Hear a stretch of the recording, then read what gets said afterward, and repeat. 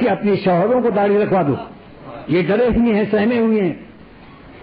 अकबर नहीं डरता है ब्रिटिश की फौज से, अकबर नहीं डरता है ब्रिटिश की फौज से, डरता है मगर औरतों की आह नौच से।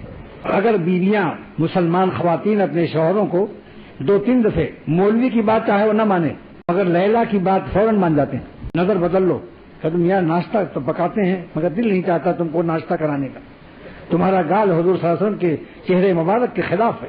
बस 2-3 दफे कहना पड़ेगा।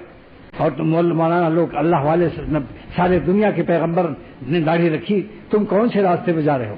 गैर प्यारों की शक्ल बना रहे हो, प्यारों की शाहराह छोड़ रहे हो। नबी वली अल्लाह नहीं पैदा हुआ दाढ़ी मुड़ाने वाला, तुम अल्लाह के दोस्त क्यों नहीं बन जाते हो?